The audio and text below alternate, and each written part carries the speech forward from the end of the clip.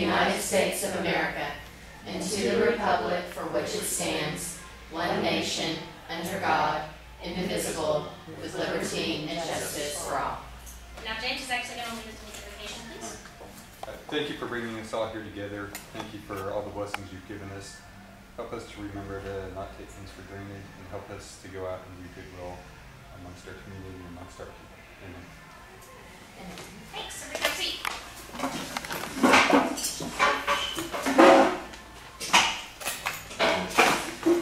All right. Got our newsletter. If you want to look at that with me real quick. We have tonight's presentation is David Carey with Fannie Mae, which I will introduce here in just a couple of minutes. Last week's article, Forgive an Animal, was great. And here's Kim. Got an extra seat over there. On page 2, we've got some of our upcoming speakers as well as Camp Enterprise. I'm going to send out an email tomorrow for Camp Enterprise and see if anyone is available to go out for that, whether it be for the day, a few hours, an afternoon, an evening, whatever you might be able to give. Anything is appreciated, and I'll get that out to you tomorrow. And just email me back and let me know if you're able to do anything for that, please. We've got our online instructions here. We've got tonight, Bill is online with us. Greetings, Bill. He's waving back. Page 3, we've got our makeup sessions and kind of how we're helping within the last 18 months. We've donated the flocks of chickens, which as a lot of us saw last week with Give an Animal, how they're participating, and it was really cool. And I ordered a shirt. Did y'all get your shirts in that ordered?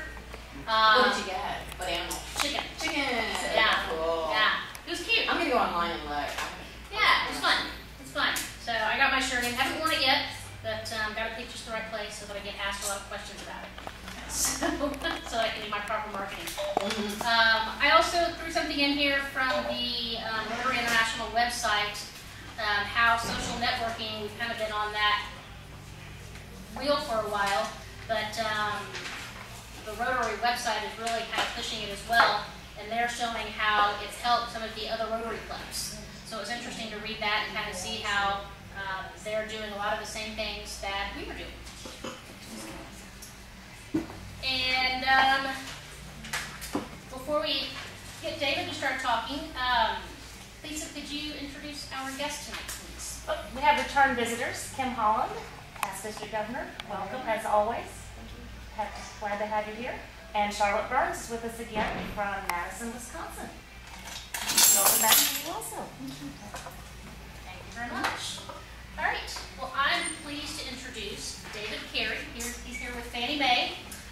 Came and spoke to us about a year ago as well, and I think it's pretty apropos that we have him come back. Sorry. Apropos that we have him come back and talk to us again. He's going to be talking to us tonight about making home affordable, a summary of the Treasury's plan to prevent foreclosure. He's been with Fannie Mae for a while now and has been working a lot with the mortgage crisis and customers. So looking forward to hearing your advice. Thanks, Annie. Thank you. Okay, well, I'm going to go ahead and, if I can, just kind of shift over this way. This table is just kind of, well, I said, you know what? I'll go over here. That way everybody can, is this going to work for everybody if I go over here? Yes. Okay, great. So like Annie said, I work for Fannie Mae. I've been there for about 12 and a half years.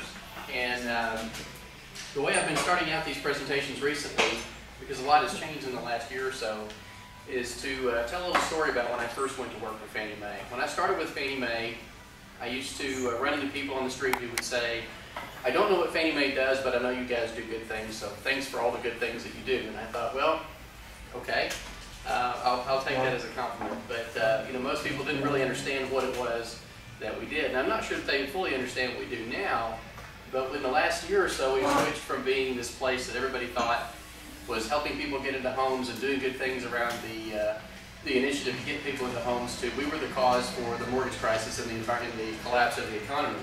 So I I'm not quite sure what color hat I'm wearing today, but it was a white hat, then it was a black hat, and I think now we're kind of back into the white hat with maybe a black band. I'm not really sure exactly. But what we've been focused on for the last year, or what I've been focused on for the last year, is really to help our servicing partners and individuals navigate this this maze that has been presented before us on how to resolve your situation if you have a delinquent mortgage. And what I thought we would start out with tonight is when we started this about a year ago, I started my discussions by explaining that a lot of people in Texas think that this is a problem that's affecting other parts of the country, and it really hasn't affected Texas. And so we would start out by talking about statistics about how foreclosures had gone up fourfold in Texas. So even though it was really bad in Florida and Detroit and California and Las Vegas, it was pretty dismal here too, at least relative to how things had been from a historic perspective. But a lot of things have changed since then, and most people today now have some idea of what's going on. And so what I thought we would start out with tonight is if you're interested, is give you an opportunity to share your comments or your thoughts on what have you heard about the Treasury's plan or concerns that you have about it. So I'll open the floor to you guys and let you get started. Okay. Well, I think it's important to, make sure that affordable housing is available to people. I mean, I'm kind of concerned about having to bail out people that got into these super huge mortgages that never should have qualified to begin with. Right. And now they're in foreclosure situations and they're asking the government for money to bail them out. And so I'm just wondering, what is the current status of all of that?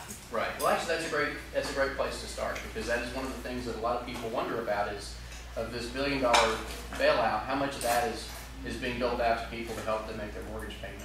And one of the things that I've done for the past year has been supporting foreclosure prevention events, and that's one of the questions we get. A lot of people come up and say, "You're with Fannie Mae, so where's my money?" And we don't actually have a program for giving money out specifically to individuals. But your point is valid, and it's one that I think a lot of people are concerned about.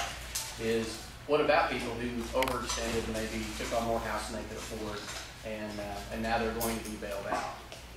And that's actually one of the things that I want to talk a little bit about today, is what is the Home Affordable Modification Program and what it isn't. And so how many people here are actually homeowners today?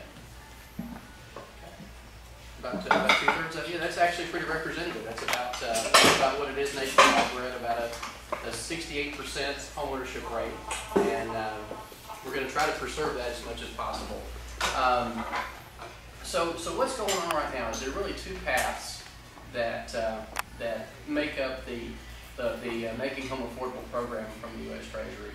And the first one is borrowers who otherwise could make their home payment, but because of the area that they live in, they've lost equity. They're unable to refinance into a product that might be more suitable to their current situation. And I think that's the one that